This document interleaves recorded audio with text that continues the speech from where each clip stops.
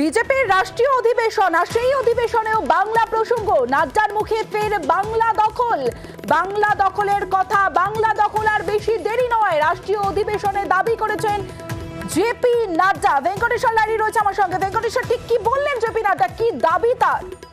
দেখো, দুদিনের যে রাষ্ট্রীয় অধিবেশন দিল্লিতে তার আজকে সূচনা হয়েছে এবং সেখানে বিজেপি সর্বভারতীয় সভাপতি জেপি নাড্ডা তিনি বললেন যে লোকসভা নির্বাচনে বাংলায় ভালো ফল করবে বিজেপি এবং ভোট শতাংশের নিরিখে ভোট শতাংশের নিরিখে যথেষ্টই কিন্তু শক্তিশালী হচ্ছে এ রাজ্যে বিজেপি।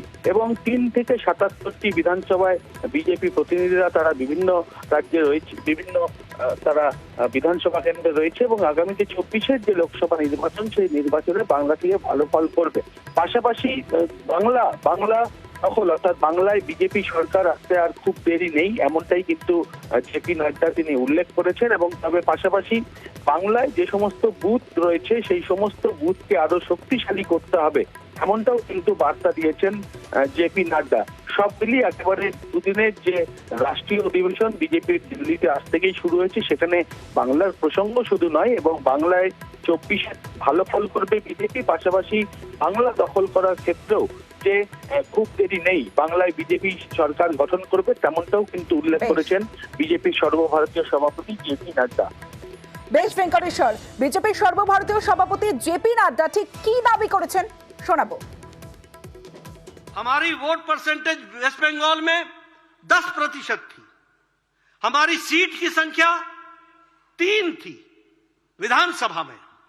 आज हमारी संख्या 77 चुनाव जीत करके आए और हमारी वोट शेयर 38.5% हुआ है। वह दिन दूर नहीं है, अगली बारी के लिए तैयार हो जाइए, वह बारी हमारी है, यह भी हमको ध्यान में रखना चाहिए। এই মুহূর্তে তৃণমূল সাংসদ শান্তনু সেন রয়েছেন আমাদের সঙ্গে। শান্তনুবাবু, রাষ্ট্রীয় অধিবেশন বিজেপির আর সেখানে জেপি নাড্ডা তিনি দাবি করছেন যে বাংলা দখল আর বেশি দেরি নয়, আপনার প্রতিক্রিয়া?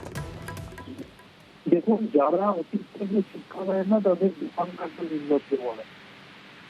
2021 সালের বিধানসভা নির্বাচনের সময় প্রধানমন্ত্রী, স্বরাষ্ট্রমন্ত্রী সহ একজন মন্ত্রী, জগন খালেক সাংসদ, জগন খালেক বিধায়ক, বিভিন্ন রাজ্যের মুখ্যমন্ত্রী, বিভিন্ন স্তরের নেতাদের বেল প্যাসেঞ্জারের মতো নিয়েছে, 7 স্টার হোটেলে রেখে কলেজ জলের মতো টাকা খরচা করে মিডিয়াকে কাজে লাগিয়ে, ইলেকশন কমিশনকে কাজে লাগিয়ে, সোশ্যাল মিডিয়ায় অপপ্রচার করে আপনিবার দেশকাল বলে বাংলার মানুষের গায়ে পগার হয়ে হঠাৎ করে আটকে যায়।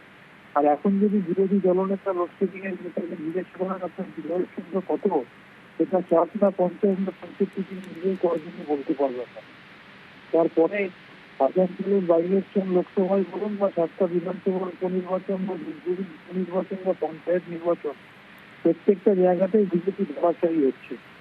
এগুলো থেকে যদি যারা বাংলার মানুষের মন বুঝতে না পারে যে বাংলা বিদ্বেষী থেকে বাংলার মানুষ বর্জন করেছে, তাহলে আমি সাধারণত দোকান কাটা নির্লজ্জ করে আর কিছু বলবো না।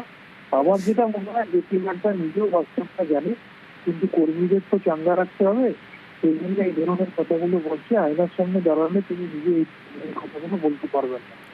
বেশ, অনেক ধন্যবাদ আপনাকে।